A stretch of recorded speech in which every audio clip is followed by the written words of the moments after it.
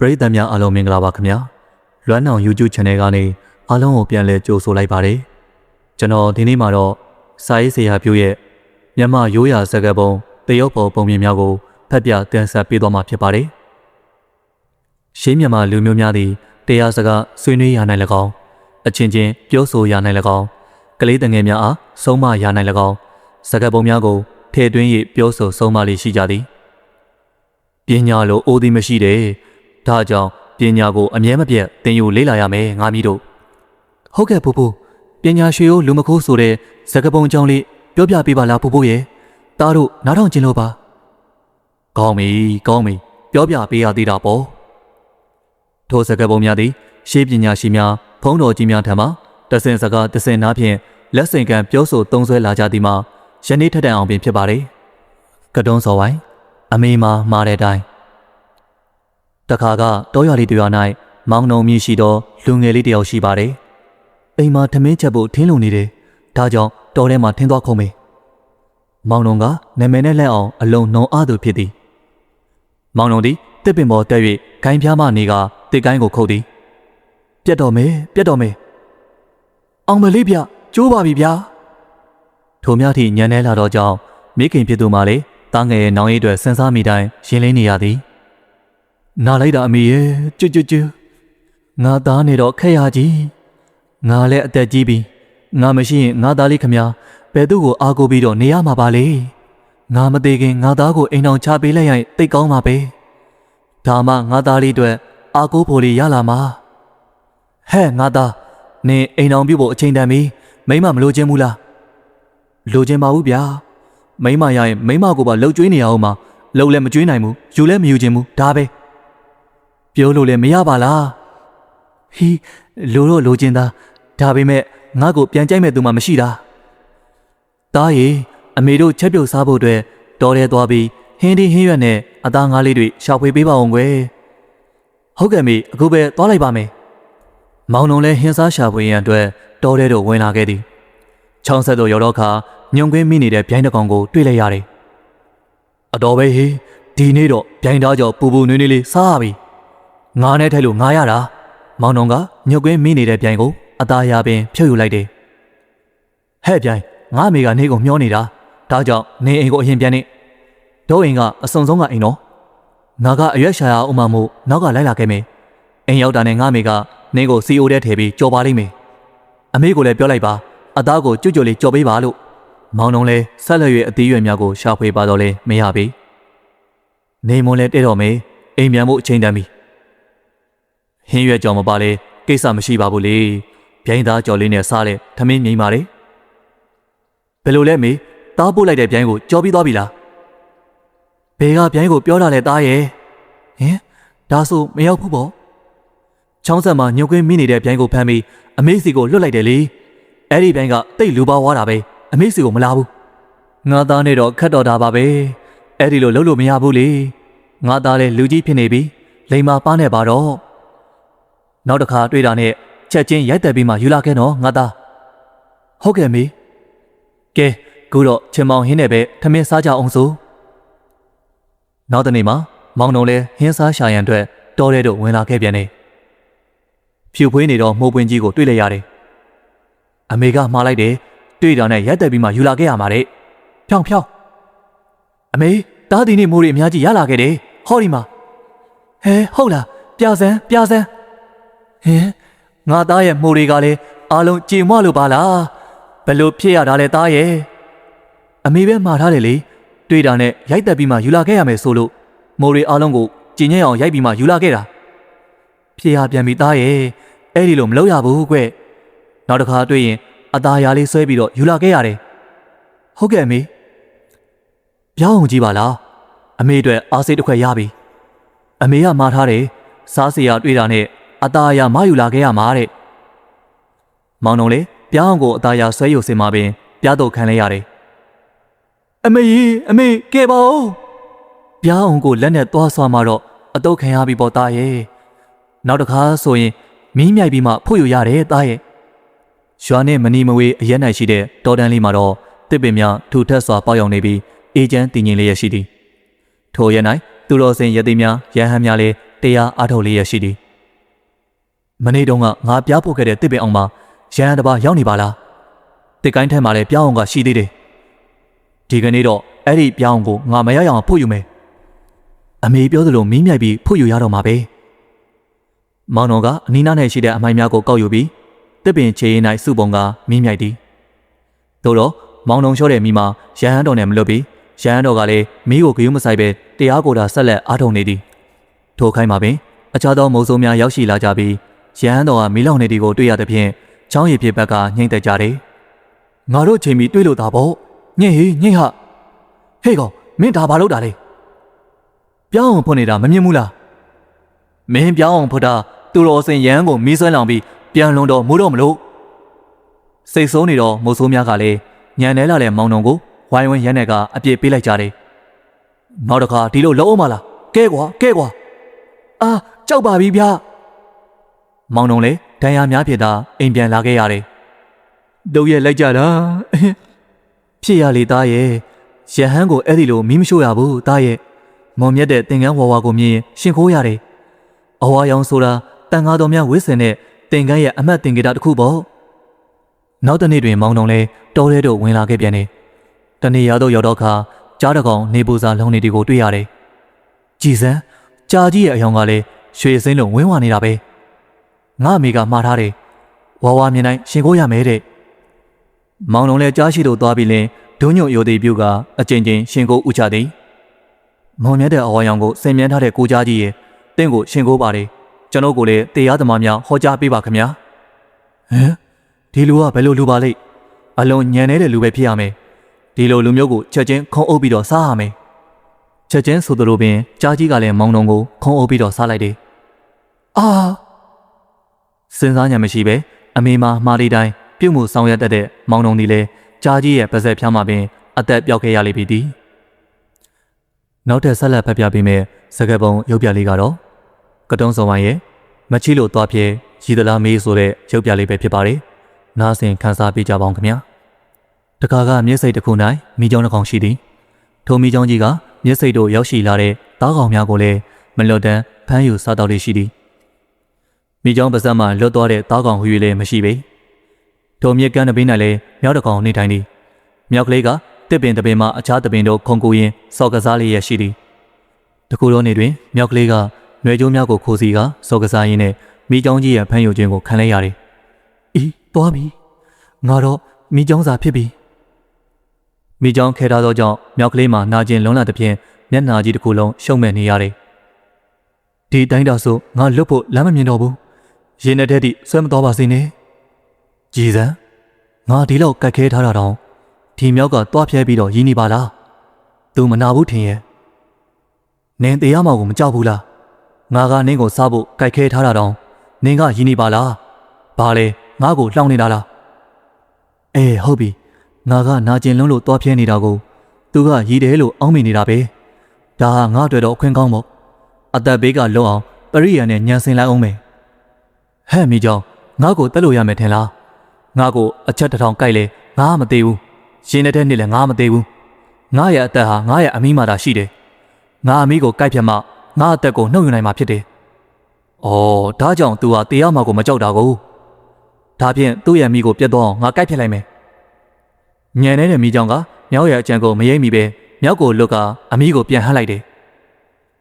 ထိုခိုက်မှာပင်တတိဝရိယရှိတဲ့မြောက်ကမြစ်ပေါ်မှာຫນွေကျိုးကိုလင်းမြန်စွာဖမ်းယူပြီးမိကြောင်ပါးစပ်မှလွတ်အောင်ရုံးထွက်နိုင်ခဲ့တယ်လွတ်ပြီဟဲ့မိကြောင်နင်တိတ်အားတာပဲအမိမှာအသက်ရှိတဲ့တတော်ဝါဆိုတာနင်ကြားဘူးလို့လားအသက်ဘေးကလွတ်အောင်ငါပရိယဆင်းလိုက်တာခုတော့နင်းရဲ့ညံနေမှုကြောင့်အစာမစားရပဲဘိုက်ဟောင်းလောင်းနေတာနေပြီတော့ဟိငါတော့အညာခံလိုက်ရပြီအတော်လေးတဲ့မြောက်ပါလားအသက်ဘေးကလွတ်မြောက်ပြီးဖြစ်၍မြောက်ကလေးကလည်းသူ့ရဲ့မြောက်အုပ်ရှိရာရက်သို့ပျော်ရွှင်စွာစော်ကစားနေတော့တယ်မချီလို့သွားပြက်သည်ကိုရည်သလားဟုမင်းမိတဲ့မိချောင်းဖူးမှာကသူ့ရဲ့အမကိုပြန်တွေးမိတိုင်းရင်နာလို့မဆုံးရှိနေတော့တယ်ကတုံးစော်ဝိုင်းဥမကွဲတိုင်မပြက်တခါကတောရွာလေးတရွာမှာထင်းခွေသမားလေးငညိုဆိုသူရှိပါတယ်ငညိုကဆင်းရဲတော်လဲစိတ်ကောင်းရှိရှာသည်သူတစ်ပါးတို့အားလည်းကူညီတတ်သည်ဒီနေ့မဆိုးဘူးတနေ့တော့ဝမ်းစာအတွက်လုံလောက်သွားပြီ ကြည်စံရုံတကောင်ကြောက်ကွင်းမိနေပါလားငါဝင်းကဲမှာဖြစ်တော့မယ်ငငင်းလေးငါလာပြီငညိုကဲတင်လိုက်တဲ့ဖြင့်ရှုံကလေးလည်းချမ်းသာရသွားခဲ့သည်ကြည်စံသူကငါ့ကိုကျေးဇူးတင်တဲ့အမူအရာနဲ့ကြည်သွားပါလားကျေးဇူးတင်စရာမလိုပါဘူးခွေမင်းလည်းဘေးကင်းကင်းနဲ့အိမ်ပြန်ခြင်းတလို့ငါလည်းဘေးကင်းကင်းနဲ့အိမ်ပြန်ခြင်းတာပါပဲကိုချင်းစားပါတယ်မိမကြီးမောင်ပြန်ရောက်ပြီမောင်ပြန်ရောက်တာနဲ့ထမင်းစားလို့ရအောင်အစင်သက်ခုထားပါတယ်တော့စားနော်မောင်အင်ရှင်မရဲ့လက်ရာကတော့မယိုးနိုင်ပါလားကွယ်အမြဲတမ်းစားကောင်းနေတာပဲကောင်းမနေနဲ့မောင်ကြီးစီပွားရေးအစင်မပြေလို့ချင်မောင်ဟင်းနဲ့ငပိရေပဲချက်နိုင်တယ်မောင်ကိုလည်းအားနာမိပါရဲ့အိုကွာမြင်ရဟင်းကောင်းမဲ့ဥစ္စာတခုတော့နေမှာငညိုကထင်းကုတ်ရမှာပြန်တော်မီလောင်တီနဲ့ကြုံရသည်ဒုက္ခပဲတတော်ဝါတွေတော့တေကြည်ပျက်စီးတော့မှာပဲငါကိုယ်တိုင်ဒီမီးတွေကနေလွတ်အောင်ရုံထွက်ရအောင်မေထို့တို့ထွက်ပြေးရင်းမှရေကန်တစ်ခုနားကိုရောက်လာခဲ့သည်ဒီရေကန်နဲ့ဝင်ပုံးနေမိဘေးကနေလွတ်ပြီးထိုရေကန်ဘေး၌ရှိသောမွေတိုက်ထဲ၌မွေဥများရှိနေသည်ကိုလည်းတွေ့ရသည်ငါမကဲရင်ဒီမွေဥတွေအလုံးမီးလောင်ပြီးတော့ပျက်စီးတော့မှာပဲကဲရတော့မှာပဲငညိုလည်းမွေတိုက်ကိုယူပြီးရေကန်နဲ့ဆင်းကမိဘေးရှောင်သည်အတန်ငယ်ကြားတဲ့အခါလောင်နေတဲ့မီးများအလုံးငြိမ်းသွားခဲ့သည်တော်ပါသေးရဲ့ငါမကဲရင်ဒီဥတွေအလုံးမိထဲပါပြီးတော့ပျက်စီးရတော့မှာငညိုလဲမွေးဦးများကိုရေကန်ပေးနိုင်နေရမပြတ်ပြန်ထားပြီးအိမ်ပြန်ပြီးပြုတ်စင်ပါပဲဟတ်တခိုးငါဥတွေကိုမထိနဲ့ငါဆာရှာသွားနေတော့ငါဥတွေကိုခိုးမလို့ပေါ့လေဥတွေရဲ့မိခင်ထင်ပါရဲ့လေငါတခိုးမဟုတ်ပါဘူးကွယ်ငါကထင်းခွေသမားတယောက်ပါခုနတော့ကတော်မီလောင်သွားပါတယ်နင်းဥတွေမိထဲပါသွားမှဆိုလို့စေတနာနဲ့နေရာရွှေ့ထားပေးတာပါနင်းဥတွေကိုခိုးမလို့မဟုတ်ရပါဘူး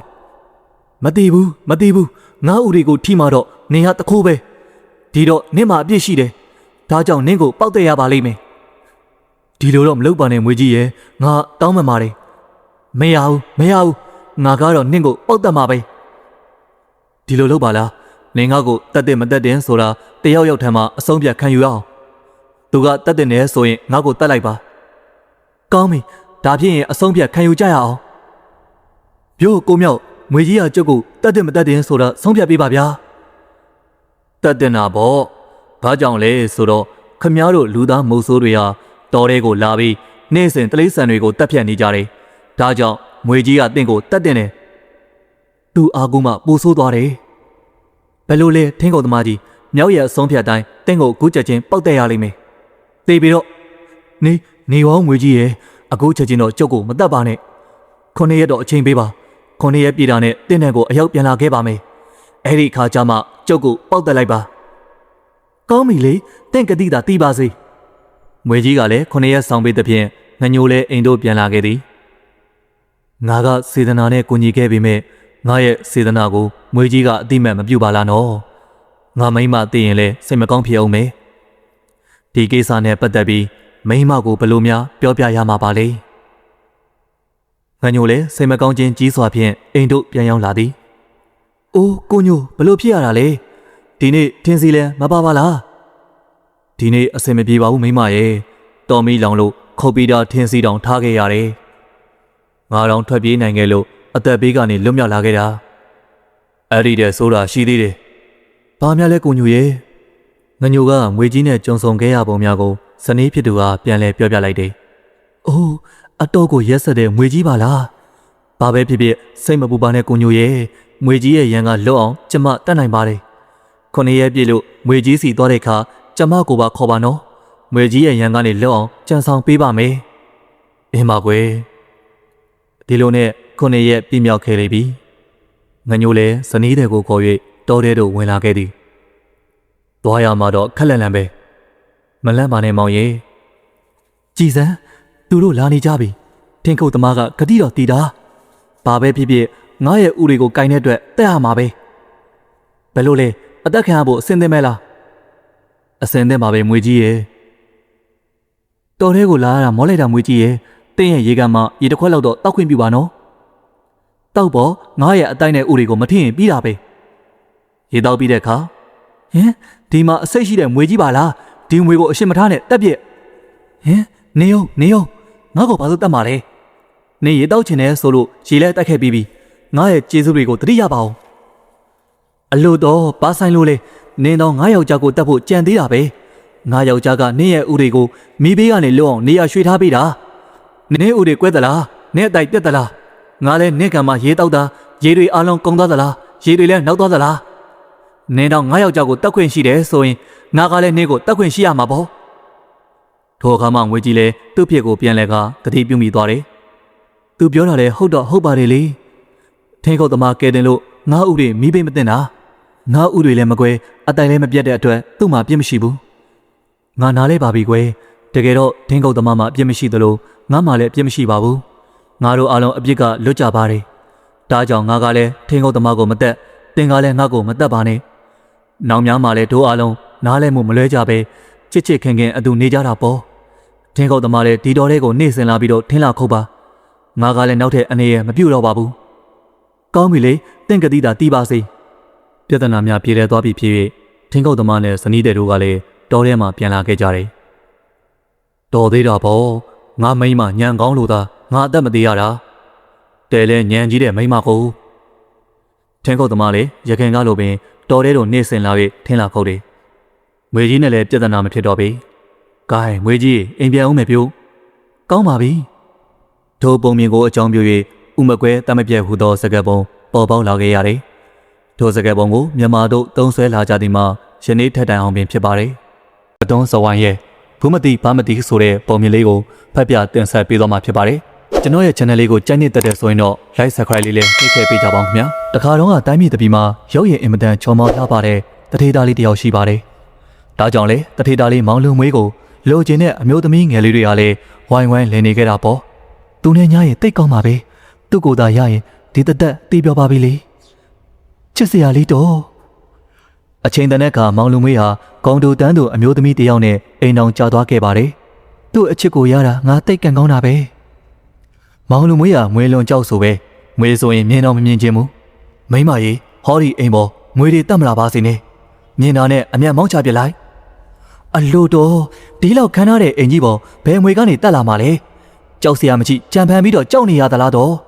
။ပြောလို့ရတာမဟုတ်ဘူး။မွေဆိုတာခွင်တောင်းပြီးမှအိမ်ပေါ်တက်လာတာမဟုတ်ဘူး။သူလာခြင်းလာမှာပေါ့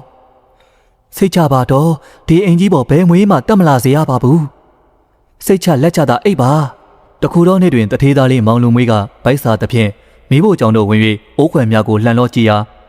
ဘာရင်တွေများချက်ထားပါလေ။အမလေးဗျမွေမကြည့်ရဘူးမွေမဟုတ်ပါဘူးမောင်ရဲ့ဟောတာပဲလင်းမွေသီးပါမောင်ကလည်းကြောက်တက်လက်တာလွန်ပါရောလားမသိဘူးငါကမွေနဲ့တူတာဆိုရင်အကုန်ကြောက်တယ်တကယ်လို့များငါမွေကက်ခံရပြီးတေသွားခဲ့ရင်ငါရဲ့လောင်းကိုမင်းမရှို့ပါနဲ့ဖောင်ပေါ်တင်းပြီးရေထဲကိုမျှောပေးပါမောင်လူမွေးကဇနီးဖြစ်သူဟာထိုစကားကိုအကြိမ်ကြိမ်မှားကြားနေခဲ့သည်ပြောပြန်ပြီဒီစကားသူကျင်နေအောင်အလိုက်တင်တော့ပြောပေးမှာပဲစိတ်ချပါတော့အဲ့ဒီလိုလှုပ်ပေးပါမယ်တခုတော့နေမှာမောင်လူမွေးတို့ဇနီးမောင်နဲ့မျက်စိတို့ရေချိုးဆင်းကြလေသည်မျက်ရည်မချိုးရတာတော့ကြားခဲ့ပြီခုမှပဲပေါ်ပါသွားတော့တယ်မျက်ရည်ချိုးပြီး၍အဝိစားများလဲပြီးကမ်းပေါ်အရောက်မောင်လူမွေးငွေကြိုက်ခံလိုက်ရတယ်အိုးကိုလူမွေးတော့ဘာဖြစ်တာလဲငါငွေကြိုက်ခံလိုက်ရတာငါနေရတော့မှမဟုတ်တော့ပါဘူးမျက်လုံးတွေလည်းပြားလာပြီအမလီနောက်ဆုံးမောင်လူမွေးလည်းငွေစိတ်တင်ပြီးထိုနေရာမှာပင်ငြိမ်သက်သွားခဲ့သည်အဖြစ်ဆိုးလိုက်တာကိုလူမွေးရဲ့ကျုပ်ကိုတယောက်တည်းထားခဲ့ပြီလားတော့မရှိပဲကျုပ်ဘယ်သူနဲ့နေရမှာလဲမောင်လူမွေးရဲ့နောက်ဆုံးဆန္ဒအတိုင်းကျွင်းကြံရတဲ့ရုပ်အလောင်းကိုဖောင်ပေါ်တင်ကမြေကြောင်းအတိုင်းမျှောချလိုက်တယ်တော့ဆန္ဒတိုင်းမြစ်ထဲကိုမျှောလိုက်ပါပြီနောင်ဘဝကျရင်အခုလိုအဖြစ်ဆိုးနဲ့မကြုံတွေ့ပါစေနဲ့လို့ဆုတောင်းပေးလိုက်ပါတဲ့ကိုလူမွေးရဲ့မောင်လူမွေးရဲ့ရုပ်အလောင်းကမြေကြောင်းတိုင်းမျောပါခဲ့လေပြီမြေအောက်ပိုင်းတနေရာ၌အေးချမ်းသာယာသောရွာကလေးတွေရာရှိသည်ထိုရွာလေး၌ဆေးဆရာကြီးဦးဒိဗ္ဗဆိုသူလည်းရှိသည်ငါကူတာပြီးလို့ယောဂပျောက်ကင်းသွားတဲ့လူနာတွေလည်းမနှဲတော့ဘူးငါကမေတ္တာနဲ့ကူတာပေးတာကိုမေတ္တာစွမ်းအားကြီးမှဆေးစွမ်းကပိုးထက်တာဆေးဆရာကြီးဦးဒိဗ္ဗ၌တမီးနှစ်ယောက်ရှိသည်တဦးမှာမဲပိန်ဖြစ်ပြီးကြံတဦးမှာမဲဝဖြစ်သည်မဲပိန်နှင့်မဲဝတို့မှာရုပ်ဆိုးသူများဖြစ်ကြသဖြင့်ယခုထက်တီအောင်အိမ်တော်မရှိကြသေး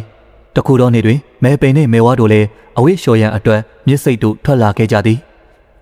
လျှော်ရမယ့်အဝိတွေကလည်းအများသား ဟဲ့ကောင်မငါ့ကိုစောင်းလေထို့သောအဝိရှော်နေစင်မှာပင်မြစ်ထဲမျောလာတော့အရာတစ်ခုကိုမဲပင်ကလှမ်းမြင်လိုက်ရတယ်ရှေ့ကနေမျောလာတာဘာလေးပါလဲဟဲ့ကောင်မဟိုမှာကြည့်လိုက်စမ်းဟုတ်ပါရဲ့တော့ဘာလေးလည်းမသိဘူးငါသွားဆဲကြည့်လိုက်ဟုတ်မယ်ဟဲလူတယောက်ပါလားမဲတော့ကမောင်လူမွေးကိုပွေ့ချပြီးကမ်းပေါ်ရောက်တဲလာခဲ့သည်သူမသေးသေးပါဘူးအသားရည်ကလည်းပြာနှံ့နေတယ်အေကန်ကတော့မွေးကဲခံရတာပဲဖြစ်ရမယ်လူတွေကသူ့ကိုတေးပြီးထင်းပြီးမြစ်ထဲမျောလိုက်တာပဲဖြစ်ရမယ်ဒီလိုဆိုရင်အဖေစီကိုအမြန်ဆုံးတဲမှဖြစ်မယ်သူမသေးခင်အချိန်မီစိတ်ကိုပေးရအောင်ဒီလိုနဲ့ညီမနှစ်ယောက်လည်းမောင်လူမွေးကိုထမ်းပြီးအိမ်ရောက်တဲလာနိုင်ခဲ့ကြတယ်ဟုတ်တယ်ဒါမွေးကဲခံထားရတာအချိန်မီရောက်လာပြီလို့တာပေါ့ကဲသမီးတို့အဖေကိုဝိုင်းကူပြီးစေးထောင်းပေးကြပါဦးဆေးဆရာကြီးဦးဒိတ်ပါဆေးရင်ပေးတဲ့ဆေးတစ်ခွက်နဲ့ပင်မောင်လူမွေးရဲ့ယောဂများတတ်တာပျောက်ကင်းလာခဲ့ရတယ်ဟဲသူတတိယလာပြီကျွန်တော်ဘဲကိုရောက်နေတာလဲဟင်တတိထားပါလူကလေးငွေစိတ်တင်ပြီးမြစ်ထဲမျောလာတာတွေ့လို့အဘတို့ကကဲတင်ပေးထားရတာပါအော်မှတ်မိပါပြီသူတို့ဟာငါရဲ့အသက်တခင်ဂျေဆုရှင်တွေပါလားဒီလူလင်ပြိုလေးရဲ့ယောဂကြည်လင်းပြီးချစ်စရာကောင်းလိုက်တာအချိန်မဲ့အနေမဲ့တယောက်တော့မဖြစ်နိုင်ဘူးပညာတက်တထေးသားလည်းဖြစ်နိုင်တယ်ငါလေသူ့ကိုမြင်ချင်းနှစ်သက်မိပါရဲ့ဒါကြောင့်သူ့ကိုငါပိုင်တယ်သူ့ကိုငါလက်ထပ်မယ်ညီလူပါမောနဲ့သူ့ကိုမြစ်ထဲကနေငါကိုယ်တိုင်ဆဲလာတာဒါကြောင့်သူ့ကိုငါပိုင်တယ်ငါနဲ့လက်ထပ်မယ်အမသူ့ကိုငါအရင်မြင်တာဒါကြောင့်ငါပိုင်ဆိုင်တဲ့နေဘာဆိုင်လို့လဲမြစ်ထဲကနေငါဆဲလာတဲ့အတွက်ငါပိုင်ဆိုင်တဲ့နေမဟုတ်ဘူးငါပိုင်တာနင်မပိုင်ဘူးငါပိုင်တာဟဲ့တော်ကြစမ်းညီမတွေဖြစ်ပြီးလင်လူနေတာလူကြားလို့မှမကောင်းတဲငါမပြောလိုက်ချင်ဘူးအိမ်တွေရနေကြစမ်းမိန်းကလေးလို့တီတီငင်ငင်နေကြအဖေပြောတာလည်းဟုတ်တယ်တို့ဖြစ်ကလူကြားလို့မှမကောင်းဒါကြောင့်ကိုလူမွေးကိုနင်လည်းမယူနဲ့ငါလည်းမယူဘူးသူ့ကိုပြန်လွတ်ပေးလိုက်ကြရအောင်အဲ့ဒီလိုလွတ်လိုက်ပြန်ရင်လဲသူ့ကိုတခြားမိန်းမတယောက်ကပိုင်ဆိုင်သွားရမှာပဲဒါကြောင့်သူ့ကိုဘယ်မိန်းမမှမပိုင်ဆိုင်နိုင်အောင်ပြန်လွတ်ရမယ်ဒါဖြင့်ညီကသူ့ကိုဘယ်လိုလုပ်မယ်စဉ်းစားထားလဲအိုးဆေးချီမန်ကွင်းစွတ်ပြီးပြန်လွတ်လိုက်မှာပေါ့ဒါဆိုရင်သူ့ကိုဘယ်မိန်းမမှပိုင်ဆိုင်ခွင့်မရှိတော့ဘူးအေးကောင်းတယ်ဒါဖြင့်သူ့ကိုအခုပဲဆေးချီမန်ကွင်းစွတ်ပေးလိုက်ရအောင်ညီမနှစ်ယောက်ကမောင်လူမွေးခြေတော်အားဆေးချီမန်ကွင်းစွတ်ပေးပြီးမှပြန်လွတ်လိုက်သည်တော်တော့နော်ကိုလူမွေးနောင်ခါစုံနိုင်ခွင့်ရှိသေးရင်တော့ပြန်ဆောင်ကြတာပေါ့ခမည်းတော်ရဲ့ကျေးဇူးကိုဒီတသက်မမေ့ပါဘူးဗျာမောင်လူမွေးလည်းမြို့ရွာများကိုဖျက်ပြီးမိမိရဲ့အိမ်တို့ရောက်အောင်စူးစမ်းပြီးတော့ပြန်လာခဲ့သည်သို့တော့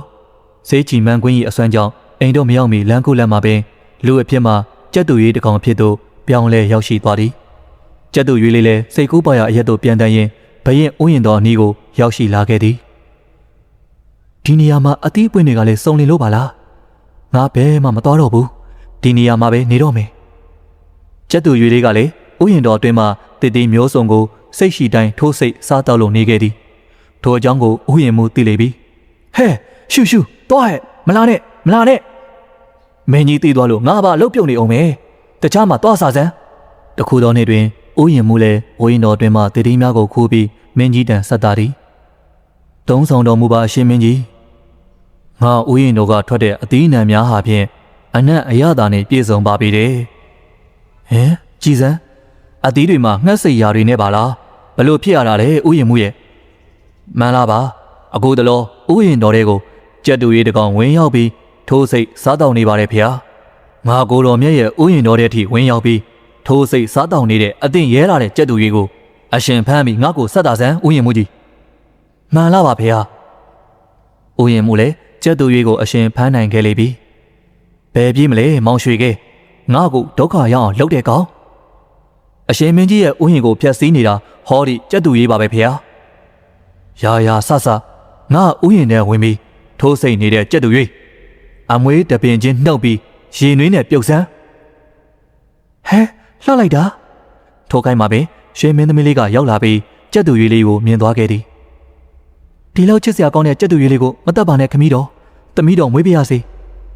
ဒါဖြစ်လဲသမီးတော်ဆန္ဒတိုင်းမွေးခြင်းလဲမွေးဖို့သမီးတော်ကြောင့်အသက်ချမ်းသာပေးလိုက်ပါမယ်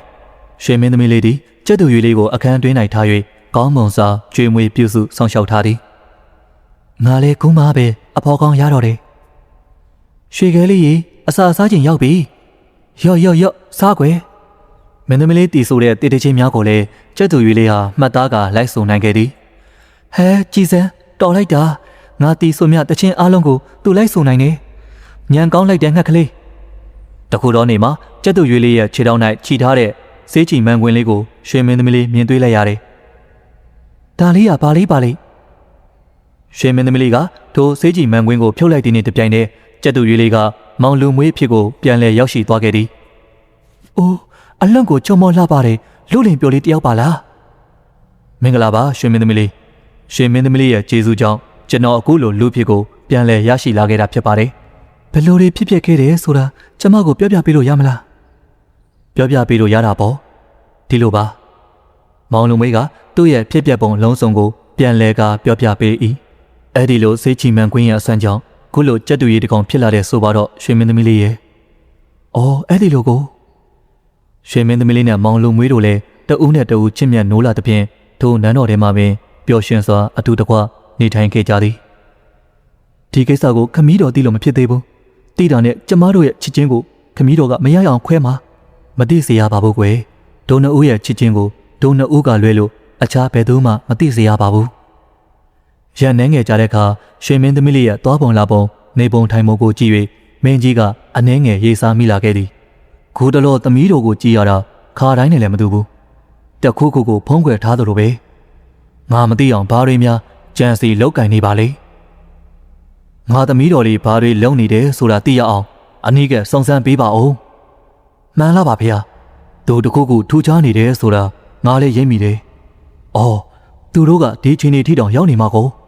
မြန်လိုက်ကြတာ။အဲ့ဒီလိုတောင်ဖြစ်နေကြပါပြီဖေ။မယုံရင်ကိုယ်တိုင်လိုက်ကြည့်တော်မူပါ။ဟမ်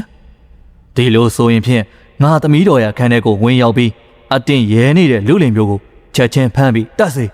။ဘရင်အမိန်ကြောင့်ရဲမက်တို့လည်းရွှေမင်းသမီးလေးရဲ့အခန်းကိုချက်ချင်းဝင်းရံကြသည်။ဟေးမပြေးနဲ့မင်းကိုငါတို့အားလုံးဝိုင်းထားပြီးပြီခမီးတို့တီးသွားပြီထင်တယ်ရုတ်တရက်ဆိုသူတို့ပင်ရွှေမင်းသမီးလေးကမောင်လူမွေးရခြေတော့ကိုစေးချီမန်ကွင်းဖြင့်ပြန်ဆုပ်ပေးလိုက်တယ်ပြီးတော့မောင်ဘေးလိုရောက်ကိုအမြန်ဆုံးပြေးပြီတော့မောင်လူမွေးလည်းစေးချီမန်ကွင်းရဲ့အစွမ်းကြောင့်ကျက်တူရီတကောင်ဖြစ်သူပြောင်းလဲသွားပြီးတည်င်းတကားမှတဆင့်ပြန်တန်းလာခဲ့သည်သို့တော့တည်င်းတကားမှအတွက်စေးချီမန်ကွင်းသည်တစ်ကိုင်းတစ်ခုနဲ့ချိန်မိကပြတ်သွားသည့်အတွက်မောင်လူမွေးလည်းလူဖြစ်သူပြောင်းလဲပြီးအောက်သို့တလင်းကောက်ကွေးပြုတ်ကျလာခဲ့သည်ခြေတော့နာနေသည့်ကြားမှာပင်မောင်လူမွေးလည်းအသက်လူပြီးပြေးလာခဲ့ရသည်လိုက်ဟိလိုက်ဟာစစ်သည်ရဲမဲ့များကလည်းညာတန်ပေးကနောက်မှထက်ကြမကွာလိုက်လာခဲ့သည်မလွတ်စင်နဲ့ဒီတိုင်းဆိုငါကြာရှည်ပြေးနိုင်မှာမဟုတ်တော့ဘူးအနည်းနဲ့အမြန်မိပြီးအသက်ခံရမှာပဲဒါကြောင့်အနည်းဆုံးအိမ်ကိုဝင်ပြီးပုံအောင်နေရမယ်မောင်လူမွေးလည်းအနည်းဆုံးအိမ်တရင်တွင်းတို့ဝင်ကထမင်းစားနေတော့အင်ရှင်များနဲ့သူထမင်းဝိုင်းအတွင်းတို့ခတ်တီတီဝင်ထိုင်လိုက်တယ်ဟင်ဒီလူကဘယ်သူများပါလဲမတတ်နိုင်ဘူးနောက်ကိစ္စနောက်မှရှင်းရမှာပဲဟဲ့သမီးဘူးသူ့ကိုသိသလားမသိပါဘူးဖေအဘကိုသိသလားအဘလည်းမသိဘူးကွဖခင်ကသမီးကိုဘူးဟုခေါ်ပြီးသမီးကလည်းဖခင်ကိုဘာဟုခေါ်သည်ထမင်းဝိုင်းတွင်တို့ရောက်ရှိနေတော့မောင်လူမွေးကိုဘူးနဲ့ပါနှစ်ယောက်လုံးမသိကြပြီဟဲ့မောင်ရင်ဒုံးနဲ့လည်းမသိဘဲနဲ့ထမင်းဝိုင်းတွေကိုဘာကြောင့်ဝင်ထိုင်ရတာလဲမောင်ရဘာလို့လဲကဲပေါင်းအဘရဲ့ကျွန်တော်နောက်ကိုစစ်တီရဲမဲ့တွေလိုက်လာနေပါပြီကျွန်တော်ရာဇဝတ်သားမဟုတ်ပါဘူးကဲပေါင်းနော်အင်းရှင်တို့ဟောဒီအိမ်ထဲကိုလူစင်းတွေရောက်ဝင်လာသေးလားထိုးအိမ်ထဲကိုဘယ်လူစိမ်းမှဝင်မလာပါဘူးကွယ်ဒါဖြင့်ဟိုးထမင်းဝိုင်းမှာထိုင်နေတာကဘာလို့လဲအဲ့ဒါကျုပ်ရဲ့တမတ်ပါဒီအိမ်မှာကျုပ်ရဲ့သမီးရဲ့တမတ်ရဲ့3ယောက်သာရှိပါတယ်ခုနတော့ကတော့လူတွေရောက်အနောက်လမ်းကြားထဲပြေးသွားတာမြင်လိုက်မိပါရဲ့အနောက်လမ်းကြားထဲကိုပြေးသွားတာတဲ့ဟဲ့ကောင်လေးလိုက်တရေကြီးရဲ့လမ်းလွယ်စကားကိုယုံကြည်ပြီးစစ်တီရဲမဲ့တို့လည်းအနောက်လမ်းကြားတိုင်းပြေးလိုက်သွားကြတယ်ကျေးဇူးကြည့်လိုက်တာတရေကြီးရဲ့အခုကျွန်တော်မှတရေကြီးပေးတဲ့အသက်တာရှိပါတော့တယ်အေးငါကလည်းမင်းရဲ့ဥပဒေရုပ်ကိုကြည့်ပြီးလူကောင်းတစ်ယောက်ဖြစ်မယ်လို့ယုံကြည်တဲ့အတွက်ကိုလိုကဲတင်ပေးလိုက်ရတာပါပဲတရေသမီးမိဖို့ကလည်းမောင်လူမွေးပေါ်နှစ်သက်သဖြင့်တရေကြီးကိုယ်တိုင်သူတို့နှစ်ဦးကိုလက်ထက်ထိမ်းမြပေးလိုက်တယ်နန်းတွင်၌ကြံရင်ခဲ့တဲ့ရွှေမင်းသမီးလေးအဖိုးမကမောင်လူမွေးထွက်သွားပြီးသည့်အတွက်မအိမ်နိုင်မစားနိုင်ဖြစ်ကတမိုင်မိုင်တွေ့ဖြစ်နေရရှာတယ်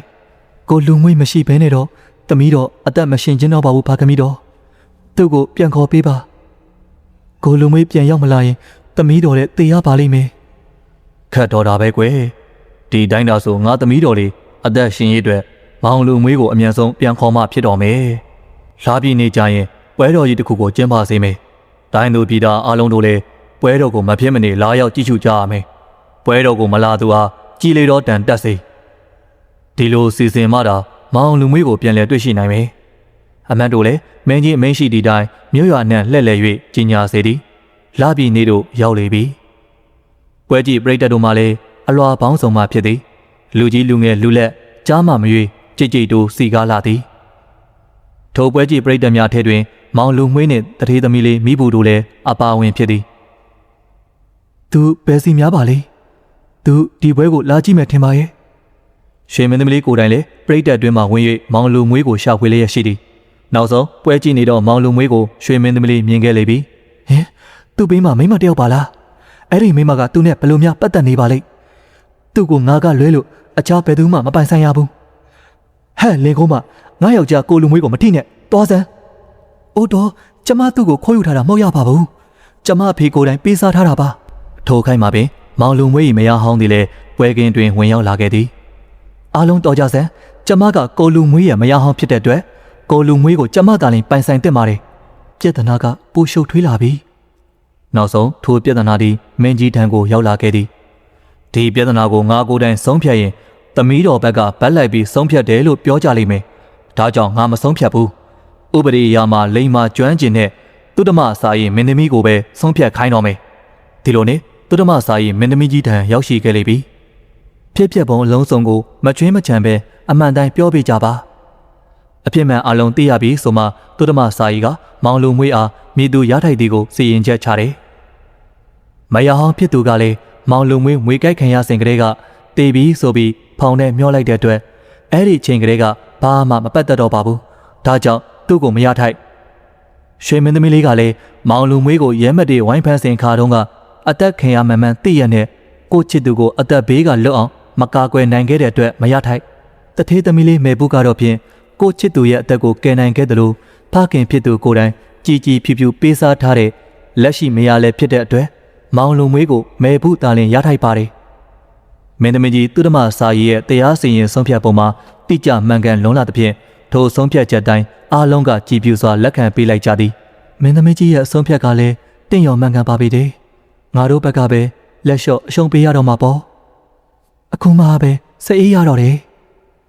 ထိုအချိန်မှစတင်၍မောင်လူမွေးကိုတထေးသမီးလေးမဲဘူးသားလင်ပိုင်ဆိုင်ခွင့်ရခဲ့ပြီးသူတို့နှစ်ဦးကတသက်တာကာလပတ်လုံးချစ်ခင်ကျင်နာစွာပေါင်းသင်းလာခဲ့ကြသည်ထမင်းဝိုင်းတွင်တို့ဝင်ရောက်စဉ်ခါကမောင်လူမွေးကိုဘူးလည်းမသိဘာလည်းမသိသဖြင့်ဘူးမသိဘာမသိဟူသောစကားပုံပေါ်ပေါက်လာခဲ့ရခြင်းဖြစ်သည်ဒီနေ့တင်ဆက်ပေးတဲ့ပုံမြင်လေးကတော့ဒီနေရာမှာတင်ပြီးဆုံးတော့ခဲ့ပါပြီအစားဆုံးနားထောင်အားပေးခဲ့ကြလို့လဲကျေးဇူးအထူးတင်ရှိပါတယ်ခင်ဗျာ